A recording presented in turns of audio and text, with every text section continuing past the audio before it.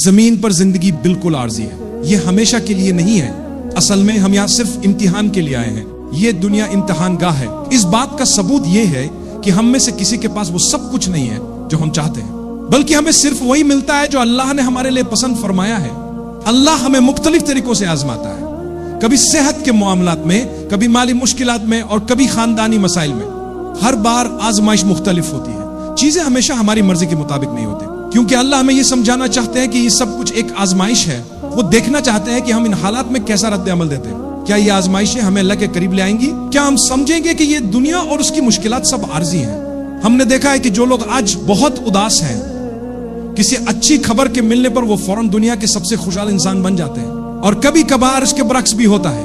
ہم نے یہ سب کچھ ہوتے ہوئے دیکھا ہے۔ یہ سب اللہ کی طرف سے ہے، وہی آپ کو خوشخبری دیتا ہے اور آپ کو بے حد خوش کرتا ہے، اور وہی آپ کو اسی آزمائش میں ڈال سکتا ہے کہ آپ کو لگتا ہے کہ سب کچھ ختم ہو گیا ہے۔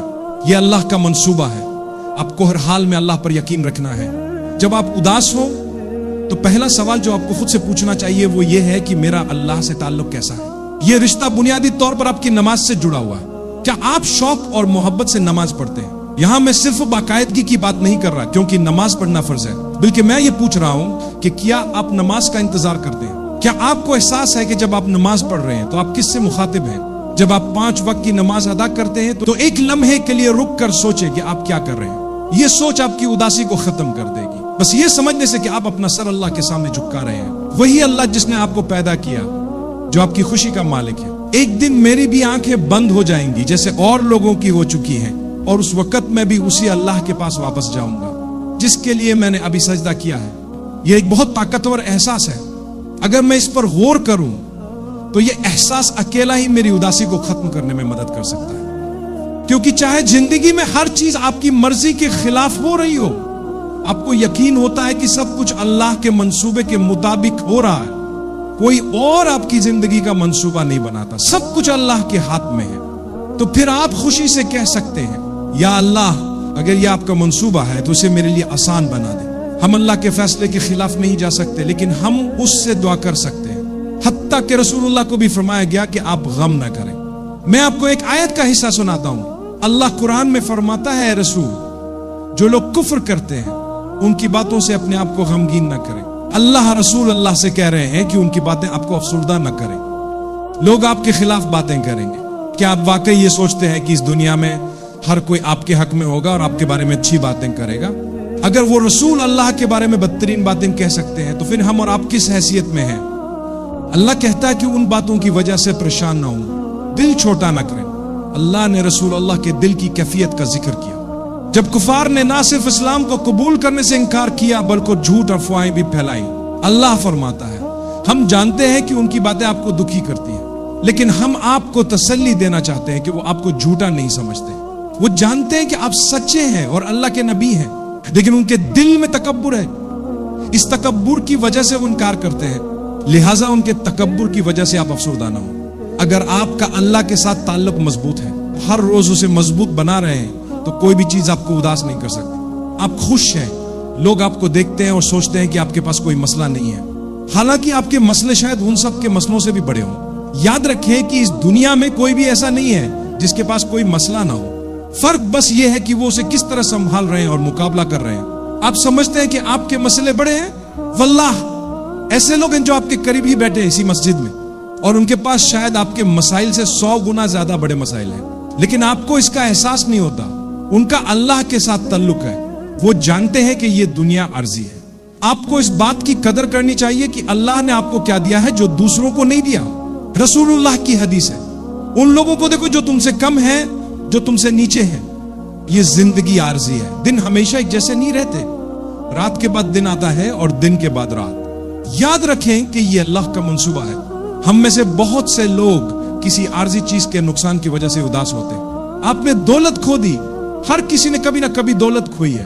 یہاں موجود کوئی بھی شخص ایسا نہیں ہے جس نے کسی نقصان کا سامنا نہ کیا ہو۔ ہر کسی نے نقصان برداشت کیا ہے اور ہر کسی نے اس کا مختلف طریقے سے سامنا کیا ہے۔ اللہ آپ کو آپ کے ایمان کے مطابق آزماتا ہے۔ حدیث میں آیا ہے کہ اللہ آپ کو اس قدر آزماتا ہے جتنی وہ آپ سے محبت کرتا ہے۔ جب وہ آپ سے زیادہ محبت کرتا ہے تو وہ آپ کو زیادہ آزماتا ہے۔ یہ حدیث ہے۔ یہ اس لیے ہے کیونکہ جب آپ کو کوئی مسئلہ یا مشکل پیش آتی ہے تو یہ انسانی فطرت ہے کہ آپ حل تلاش کرنے لگتے ہیں۔ ایک مومن اللہ کے قریب ہو کر حل تلاش کرے گا، لہٰذا جب اللہ چاہتا ہے کہ آپ اس کے بہت قریب ہو جائیں تو وہ آپ کو ایک بڑا مسئلہ دیتا ہے، کیونکہ اسے معلوم ہوتا ہے کہ اگر آپ کی زندگی میں یہ بڑا مسئلہ نہ ہوتا تو آپ اللہ کو پکارتے بھی نہیں۔ اسی لیے اللہ فرماتا ہے کہ ان لوگوں کے بارے میں سوچو جن کے پاس کم ہے، تاکہ آپ کو اس چیز کی قدر ہو جو آپ کے پاس ہے۔ غم نہ کریں، یہ دن مستقل نہیں ہے، یہ عارضی ہے۔ پریشان ہونے کا واحد وقت وہ ہے جب آپ اللہ سے دور ہو جائیں۔ بہت سے لوگ اسی وجہ سے اداس ہوتے ہیں اور ڈپریشن کا شکار ہو جاتے ہیں، کیونکہ ان کی زندگی گناہوں سے بری ہوتی ہے۔ جب آپ اللہ سے دور ہوتے ہیں تو اداسی کسے نہ ہوگی۔ اگر آپ پریشانیوں سے لڑنا چاہتے ہیں تو اللہ کی طرف واپس آ جائیں۔ آؤ، اللہ تمہارا انتظار کر رہا ہے۔ اللہ بہت خوش ہوتا ہے جب تم اللہ کی طرف رجوع کرتے ہو، اور اگر اللہ خوش ہے تو وہ ضرور تمہیں خوش کرے گا۔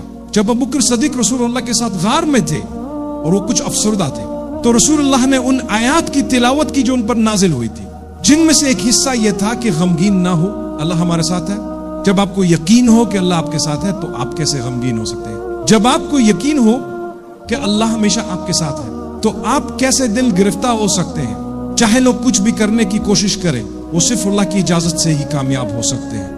اسی لیے میں ایک تاطور حدیث کے ساتھ ختم کرنا چاہتا ہوں جو ہمیں ہمیشہ دل میں بہت سکون دیتی ہے۔ رسول اللہ نے فرمایا ایک مومن کا معاملہ بھی عجیب ہے، کیونکہ جو بھی ہو وہ اس کے لیے بہتر ہی ہوتا ہے۔ اگر کوئی اچھا واقعہ ہوتا ہے تو مومن شکر کرتا ہے اور یہ اس کے حق میں بہتر ہوتا ہے۔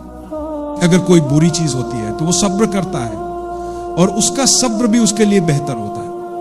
حدیث میں آتا ہے کہ آسانیوں کے دنوں میں اللہ سے قریب ہو جاؤ، کیونکہ جب مشکل وقت آئے گا تو اللہ تمہارے بہت قریب ہوگا، تمہیں کوئی مشکل محسوس نہیں ہوگی اور تم آگے بڑھتے رہو گے۔ جب مومن کو کوئی تکلیف یا مسئلہ درپیش ہوتا ہے تو وہ صبر کرتا ہے، وہ جانتا ہے کہ اللہ کے ہاں اس کا بدلہ ہے اور اسی لیے وہ اس تکلیف کو بھی بہتر سمجھتا ہے۔ ایک سچا مومن ہمیشہ اللہ کے قریب رہنے کے طریقے سیکھتا ہے، جس سے اس کے تمام غم اور مشکلات دور ہو جاتے ہیں۔